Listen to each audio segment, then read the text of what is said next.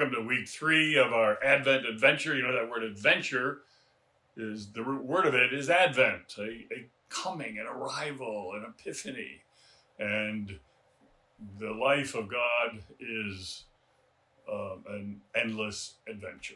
And so we welcome you to this, the 3rd week of Advent, the 11th of December, 2022.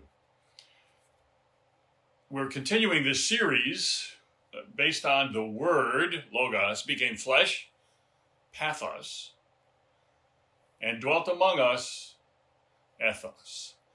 And then next week we will conclude it with, and we beheld his glory, the glory of the only begotten Son of the Father, and that's Theos. So this is the Ethos week.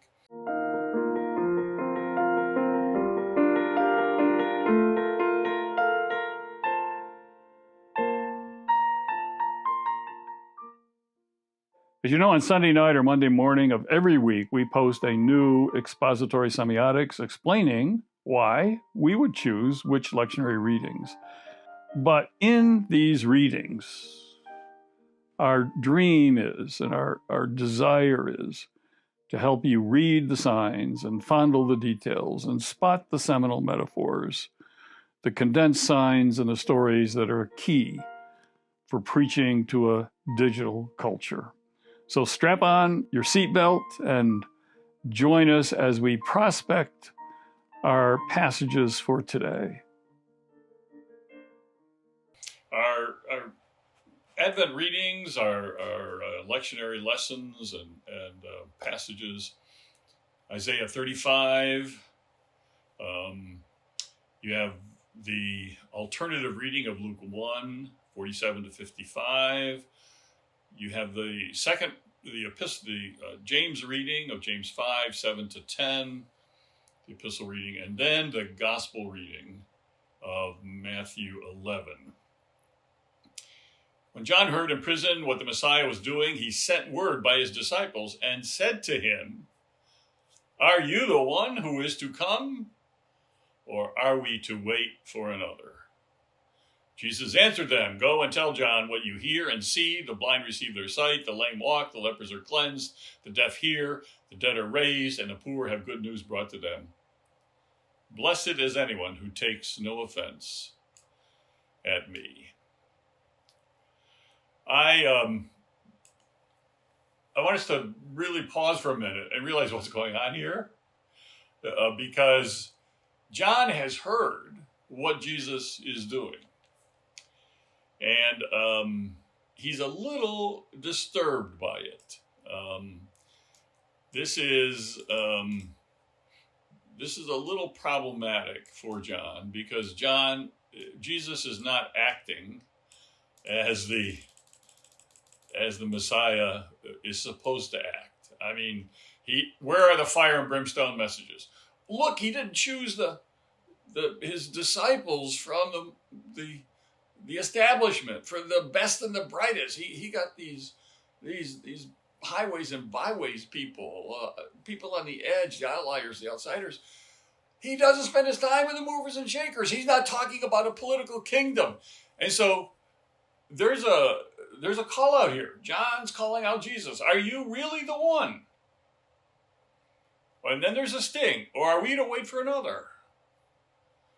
And Jesus says, "I'm not the kind of Messiah you think, because with me, notice, the blind receive their light, their sight, the poor are fed, the lepers are cleansed." In other words, he says who he is based on what he does, and then blessed are those who take no offense at me. And that's calling out John. Blessed are those who take no offense in these things that I'm doing, and how I have another understanding of who the Messiah is than you do. And that's what we want to talk about today. Ethos, this understanding of space. We began the word, spirit, energy, DNA, became matter. The word is made flesh. DNA likes to reproduce. It became matter. The spirit always wants to materialize, find material form. That's the whole incarnational principle. But God came to dwell. Space, energy, matter occupy space. And incarnation comes to dwell among us. Now, just God came to dwell, okay? Not to go. Not to come and go. Not to hit and run. Not to spend a moment and just hang out with us for a while. God came to dwell. Some translations have it to pitch a tent with us, to tabernacle with us, to stay, to make one's home. God came to, just think about the revolutionary notion of this idea that God came to dwell, to be in a dwelling with us, to make one's home with us, to inhabit with us, to live with us, to live among us. Emmanuel, God, what's God's middle name? With us. Thank you, Terry Hirkus. God, Emmanuel, God with us. The dwelling of God, this ethos. This is the dimension, ethos dimension, where faith takes a walk, where goodness, beauty, and truth occupy space. And the walk that the Logos become Pathos takes is not a walk in the center.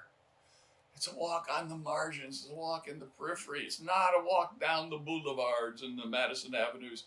It's a streetwise walk. It's a walk that goes into the highways and byways, the back alleys.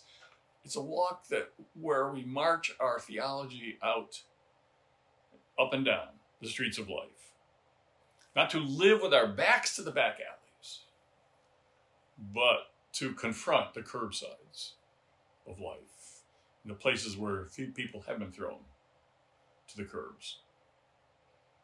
The word become flesh, Logos become Pathos, become ethos. And this ethos, the dwelling, turns space into place. We live in a culture of placelessness. People don't feel placed. And this incarnation story, this Advent story, that we are waiting for this great word become flesh to dwell, is where we become placed.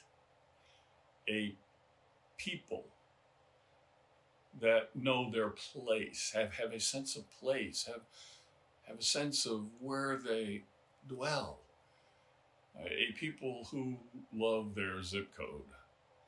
A people in a place where the lepers of our world know themselves loved and accepted, where lepers feel the touch of God healing them, transfiguring them, changing them from glory into glory. And that's what Jesus is saying to John here. And he specifically mentions the lepers are made well, are cleansed, are made whole. You want the touch of God's hand on your life, touch a leper. Touch an outcast, touch an outsider, an outlier, touch an untouchable, touch a pariah. Are you the one? Jesus is the one. Can we say that with fervor and vibrancy and excitement? Are you the one? Yes, Jesus is the one. Jesus is our hope. Jesus is our peace. Jesus is our love. Jesus is our joy. These are the 4 candles of Advent. I love this tradition of the Advent wreath. Usually it's spread out over 4 weeks, and then the 5th candle, of course, the Christ candle, which you light on Christmas Eve. You could also do it just one Sunday, maybe the last Sunday before Christmas Eve or Christmas Sunday. This just the lighting of each candle, the hope candle, the hope we find in Jesus, I've always wanted, I've done 2 church plants in my life. If I do a third, I either call it last church. We got all these First Methodist, First Presbyterian, First Baptist, everybody's first. Jesus said the first will be last, and the last will be first. So we're the last United Methodist churches. We're the last Baptist churches. We're the last. See, that's theologically correct. Or Church of Hope, Healing, and Hilarity. But the hope comes first. Are we a people of hope in the faces of indifference, in the face of persecution, in the face of opposition? Can we? This is 1 Peter 3:15. Give reason for the hope that is in you. Then the second candle is peace. The peace candle. Jesus is our peace. The peace that flows like a river, the peace that passes all understanding. That word peace, Hebrew shalom, but it really means wellness. Wellness. The Prince of Peace came bringing a sword. Peace comes with a price. There's always a cost to discipleship. There's always a cost to peace. And that's why I love this sense of shalom as wellness, wholeness, the peace that passes all understanding. But it's that word fair. It came from farewell, comes from fare thee well, meaning literally have health and wholeness and healing in your life. But T.S. Eliot actually added something. I don't know whether he was the one who did it or whether this is an edit from Ezra Pound. It's much of T.S. Eliot got edited by Pound. But think of this. T.S. Eliot said, farewell, but fare forward, voyagers. So farewell, yes, that's the Prince of Peace came bringing a sword. But it's not just about staying safe and well. Take some risks, fare forward, move forward. And you move forward out of the peace and the hope that comes in Jesus. And of course, the candle of love, the love that we find in Jesus, the agape love, the love that lays down, the love that showed itself on the cross. And then there's the joy candle, the joy we find in Jesus. Hebrews 12, 1-2. Let us run with perseverance the race marked out for us, fixing our eyes on Jesus, the author and perfecter of our faith, the author of our story and the editor of our story. For the joy set before him, he endured the cross, scorning its shame, those who took offense in him, and sat down at the right hand of the throne of God. So we got these paradoxical conditions at the same time. The verse here, it comes from 2 Corinthians 6:10. Paul said the apostles were sorrowful, yet always rejoicing. And the word here that has come down through history is harmolupe, a bright sadness, a joyful sorrow. It produces tears of both mourning and joy. So you're crying and laughing at the same time. Harmolupe. And that's the joy we're talking about. It's not just this joy that doesn't bring incorporated in it the pain and sorrows of the world. It's a deep joy. It's a profound joy. It's a hope, peace, love joy. I've got the joy down in my heart. This is the joy of the Lord, but it incorporates the pain and sorrow and suffering of the world. Joy unspeakable and full of glory. This is not just a Christmas song, Joy to the World. I'll be sung all year long. Joy to the world, the Lord is, not just has, is come. And then, of course, then the fifth candle, the candle of Christ. But what does it mean for this? Ethos is all about, occupying space. So how do we this "you are the one" needs to be made flesh. It needs to be seen in our life. And this is where I believe the key feature, as it was for the early church, of ethos for the community of Christ, for the body of Christ, for those of us who are adventurers, disciples, followers of Jesus, is this ethos of hospitality. Now, there's a fantastic book out. It has nothing to do with Christianity. It's just how do you exercise hospitality? Her name is Priya Parker. It's The Art of Gathering. I made an exception and had I never repeat books for my doctoral cohorts, but this one I've had a couple of times them read because I think it's so important. But when I have them read, I say, but this is hospitality as the world should do it. But Jesus said, what do you more than others? So this is not what separates us from the hospitality of everybody else. And this is the key thing here. It's not just the hospitality of family and friends and those that we want to impress. It's a hospitality where there is philoxeny, the lover of xenos, strangers. A word that means both foreigner and guest. Here's the paradoxical part of orthodoxy again. So in a xenophobic culture, philoxeny means, no, Christians are people who love those who are strange, who love those who are foreigners, but who actually turn foreigners into guests and foreigners become guests.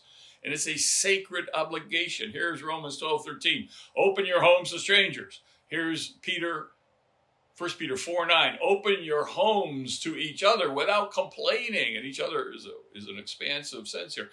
Here's Hebrews 13:2. Open your homes to welcome strangers. And here's Paul, Romans 12:20.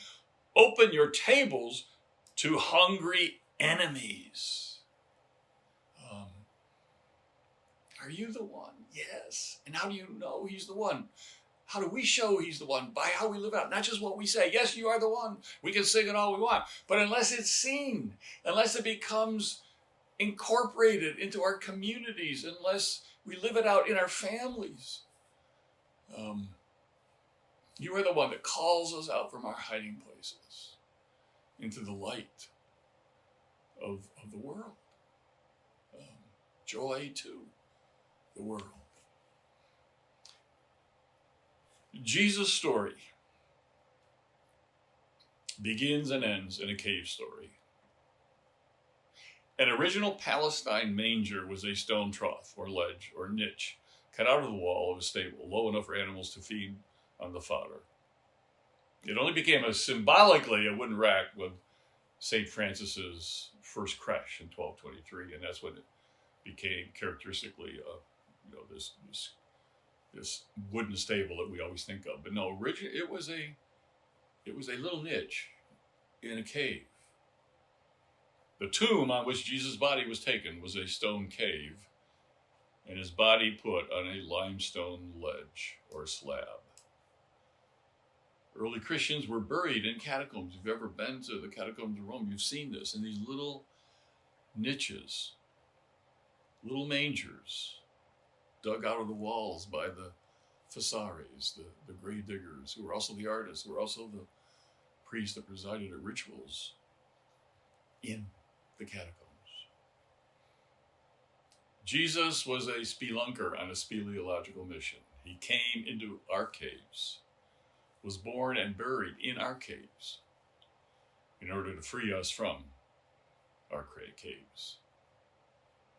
And part of the question of, are you the one? How does Jesus answer it?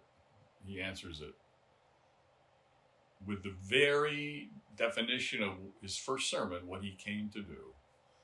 Preach good news to the poor, bind up the brokenhearted, recover sight for the blind, heal the sick, proclaim freedom for the captives, and proclaim the year of the Lord's favor, or proclaim the time of Jubilee. And that's right out of Jesus' first sermon, which is right out of Isaiah 61:1.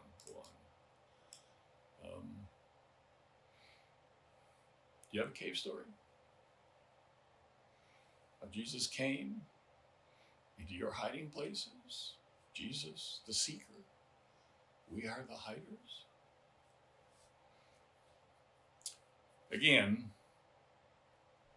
this is not the kind of messiahship others had expected, including John. And people take offense at this kind of a Messiah story. Jesus' messiahship was offensive. But can we? He wasn't born in a royal bedchamber and placed in a golden cradle. This is a weird story for a Messiah. It's an offensive story. Blessed are those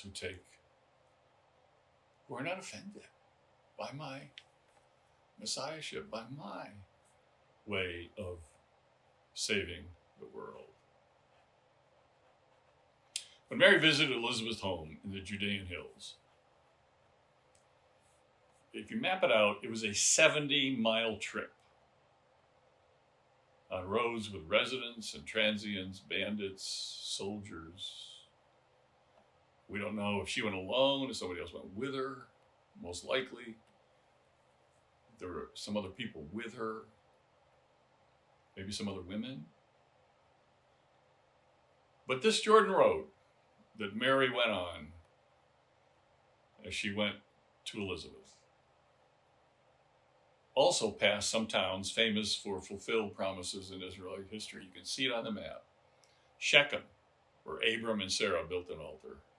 Jericho, where Joshua led the Israelites to victory in the promised land. Shiloh, where Hannah prayed for a son and bore the prophet Samuel, and where archaeologists recently found evidence of the tabernacle.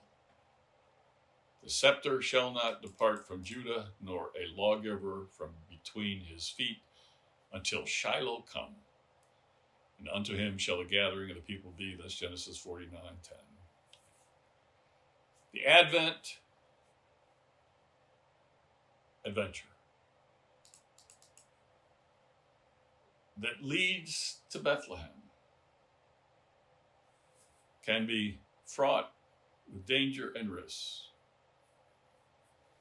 But the promise of the Word become flesh and dwelt among us, the problem of Logos become Pathos, become Ethos, is that this Messiah, this one, the one who is the one, can turn your every Sheol into a Shiloh. Every cave into a cradle.